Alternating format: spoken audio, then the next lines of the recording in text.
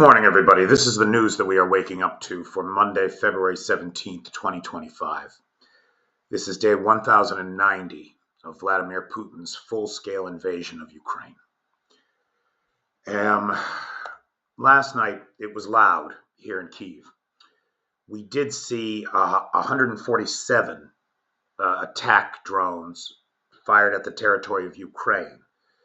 82 of them shot down, 59 taken out with electronic countermeasures. That's 141 out of 147, like a 96% interception rate.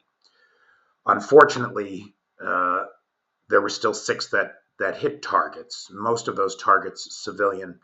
We don't have a casualty count at the time of recording, but we'll probably have some information this evening. Now, really, the big news here is that the U.S. federal system of government has been subverted by a traitor and his cronies, by a foreign power. That must be clear to everyone now. We are seeing in the reports of the conversation between Trump and Putin in their first official phone call of the Trump nightmare, Trump has just given it all away.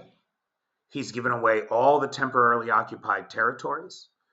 He's said that Ukraine will never be in NATO. He has disbanded the Justice Department task forces seizing Russian oligarch property and investigating them for interference in our domestic elections. He is handing clearly, these two see themselves as the lords of all creation, and they will sit atop their thrones, and they will divide the world as they see fit, with careless disregard for the rest of humanity. It's a nightmare before God. And if you have any doubt that this is the case, let's look at the champagne-popping jubilation inside of the Russian Federation. This is from Alexei Pushkov. He's a senator to the Russian Federation and a member of the Russian Federation Council. The phone call between Putin and Trump will go down in the history of world politics and diplomacy. It's not yet a breakthrough, but it may well be the first step towards one.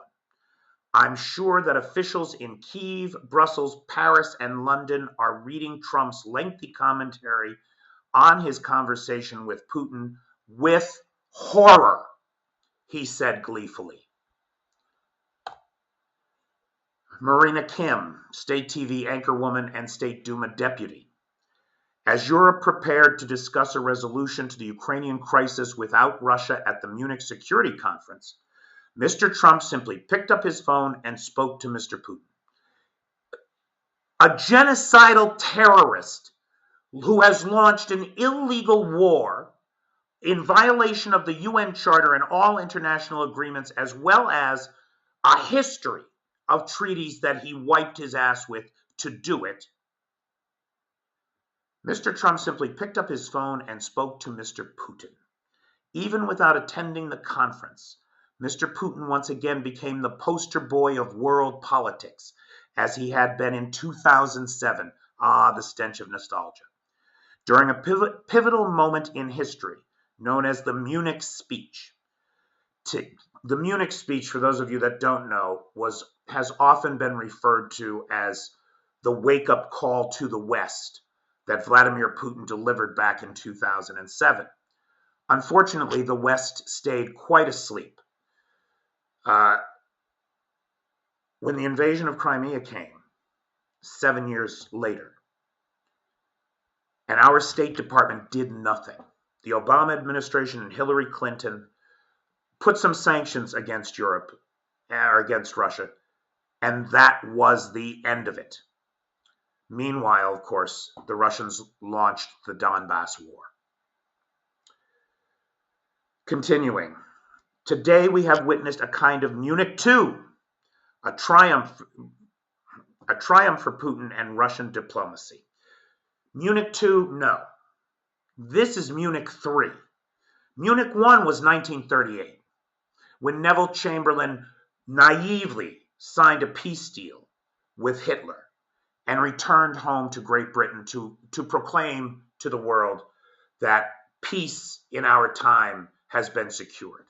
Little did he know that all he had done was set the stage for an autocratic dictator to exploit the resources of the lands that they had given him in contravention of all reason. Appeasement doesn't work. The lie that these butchers want you to believe is that they can be satisfied. They cannot be. There is no point at which Vladimir Putin will ever have enough. Russian state TV has gone wild. This guy, Russian talk show host Yevgeny Popov, said Trump is now doing our job for us by sawing Europe into pieces. He went on to say that now that America has abandoned European security, we are now free to hit Paris, London, Brussels with nuclear devices. That's what he said on his primetime talk show. If there was ever any doubt as to what Trump is, it must now be removed. I feel like a crazy person because I remember sitting at my parents' Thanksgiving table in 2016 after this election and arguing with my father, who had voted for Trump, that he was a Russian asset and that I never imagined that he would have this kind of success. But I never imagined that the Democrats were so badly complicit in all of this that they would let 4 years go by and not put Trump in jail for his crimes. Insanity. It is clear now that the U.S. federal system has been subverted by our foreign enemies. There is no other way to put this. And the lines of the next great war are being drawn up. And the eagle is aligned with the bear rather than the lion and the unicorn. This is the greatest victory that Vladimir Putin has ever known. And if it comes too late to save Putin, it will only be because of the extraordinary sacrifice and dedication of the Ukrainian people at this critical inflection point in history.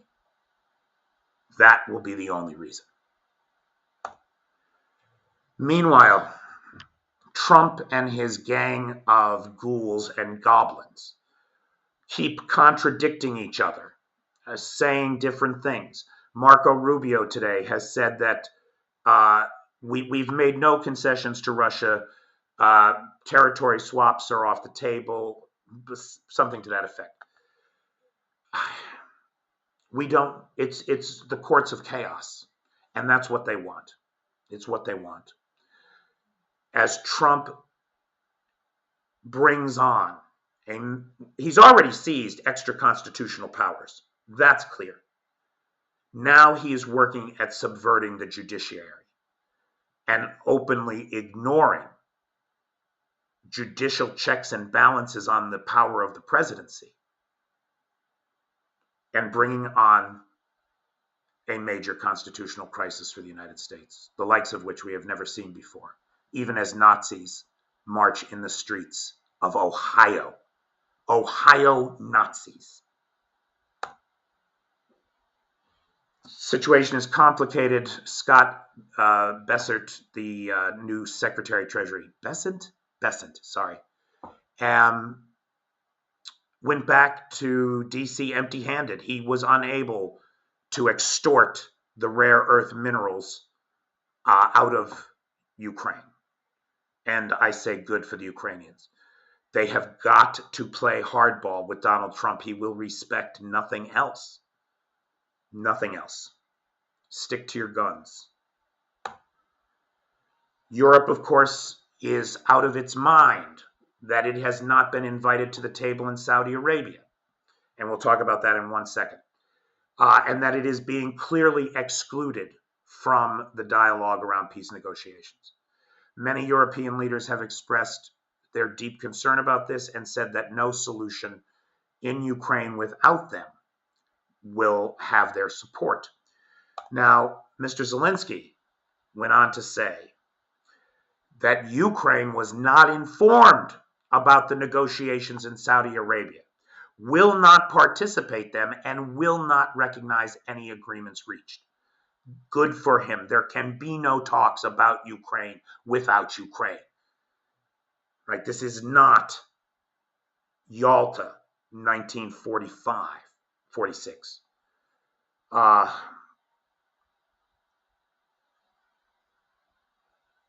The Saudi Arabia thing has nothing to do. I mean, it might be. They might come up with their bullshit plan for dividing up Ukraine between the USA and Russia. That might happen. Something like that might happen. But come on. The real reason for this meeting is to get Mohammed bin Salman, mentee to the terrorist Putin, and Donald Trump, his lapdog, in the same room so that they can really talk about how they're going to split up the world. The world, not just Ukraine. Make no mistake, Putin and Mohammed bin Salman have been in bed together the entire time of his regency. And we will not know what is really discussed at this meeting. Instead, we will get bullshit plans about Ukraine that Ukraine and Europe will reject. Also, in an interview, I apologize, I did not write down where this came from. It was an interview in a European magazine. Zelensky said, "I will never accept any decisions between the United States and Russia about Ukraine. Never. Our people, never. And our adults and children and everybody, it can't be so. The war in Ukraine is against us, and it is our human losses. We are thankful for all the support and unity between USA, but there is not any leader in the world who can really make a deal with Putin without us about us." Damn straight. Damn straight. The European allies, the USA, which has been the best friend to Ukraine, I like to think, under the Biden administration, and even under the Trump administration, right? Let's not give the impression that all of this is one-sided, because it's not. There are lots of Americans who stand with Ukraine, and we like to think that we are a friend to freedom and democracy in the world, and we are not just here to steal everything that we can. There's a thing called civilization, and it's delicate. It requires stability and respect and honesty, none of which we are getting from the right these days. Come on, give me a fucking break. So I don't want to give the impression that this is all one-sided. They are popping champagne corks in the Kremlin. Even John Bolton, who I can't stand. I think he's a filthy, right-wing, warmongering fuck. But even he is criticizing Trump on this and saying that Trump is Putin's lapdog. John Bolton, right? A person who I will never agree with about anything else as long as the mountains stand. It is not all champagne corks in Moscow, as I understand. Let's remember that it was champagne corks in Moscow back in 2016 when Trump was first elected. And Trump didn't come through for the Ruskies like they thought he would, did he? He was the one, he actually put extra sanctions on Russia, added to the Obama-era sanctions. Didn't see that coming. He bitch-slapped Iran and took out Soleimani. The Russians weren't happy about that. He gave Ukraine its first lethal aid in the form of javelins and the other anti-tank weapon, the AT something. So it's not all sunshine and roses. And then, now remember, we're talking about the three biggest oil producing countries in the world, because that's what this is really all about, right? The US, Russia, and Saudi Arabia, three biggest oil producers in the world. Their leaders are getting together in Saudi Arabia. You think all they're going to talk about is Zelensky? Bullshit. They are rigging the price of oil in the world. No two ways about it.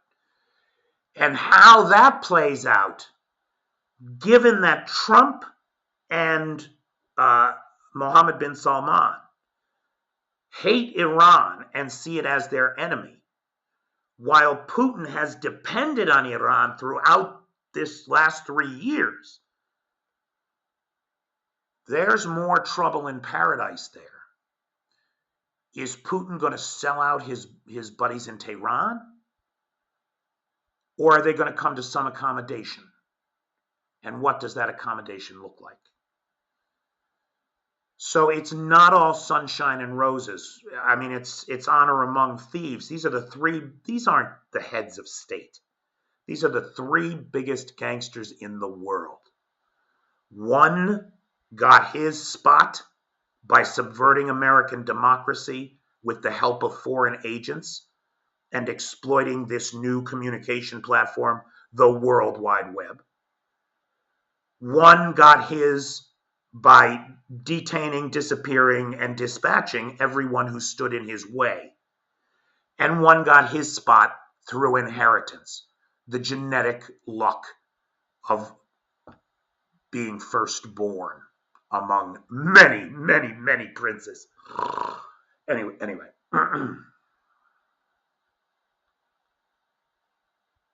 I am deeply concerned about what these three are going to get up to.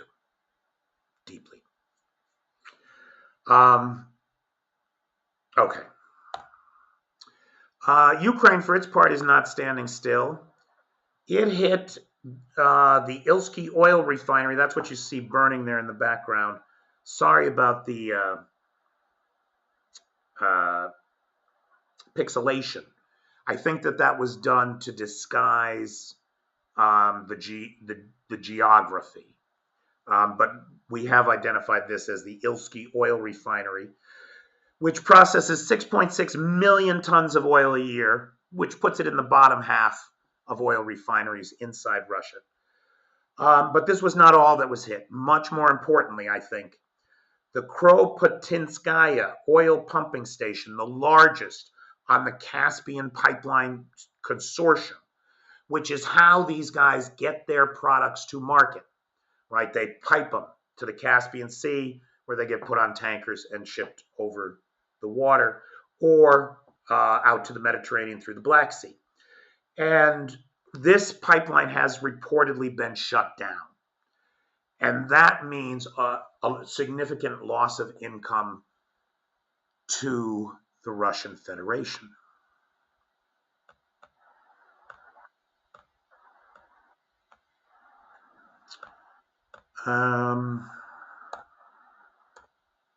Okay. Last, I was asked a question at our my regular Sunday lunch, right? I go to lunch with these people and we talk about different things. And I was asked a question about what it means to live a creative life, and I didn't really answer the question, I confess. But what I said, I kind of liked and thought I would share it with you.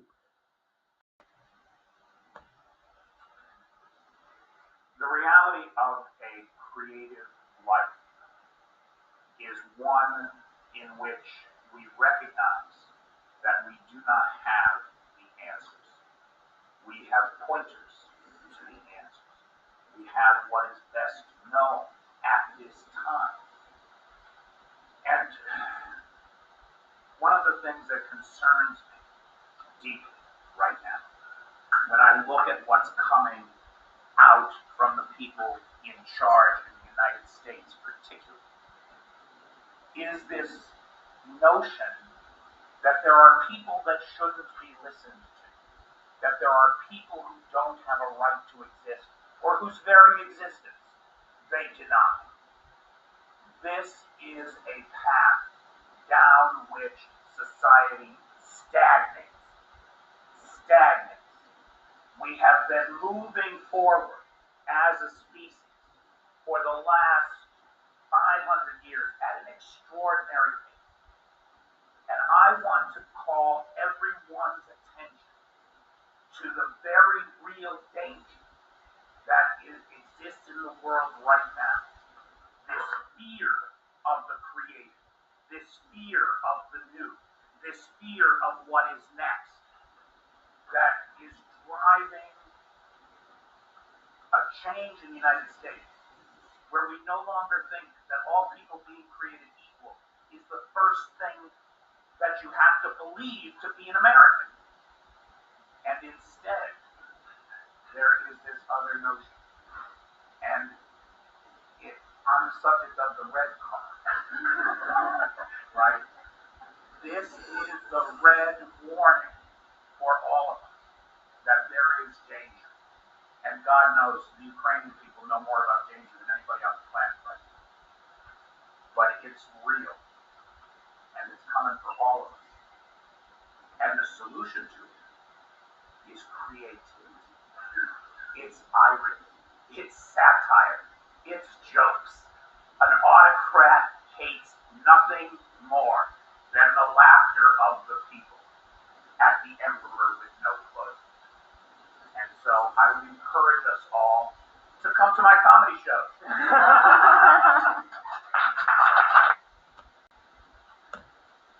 Okay, so that's the news that we're waking up to. And it is tough, boy. It's tough news. I don't know any other way to say it. It's very disconcerting, and the future is most uncertain. Now is not the time to despair, of course. Now is the time to do something. Do something. Learn something new for yourself, not for anybody else. Learn something new for yourself. Reduce the amount of ignorance in the world, starting with you. That's what I'm trying to do every day.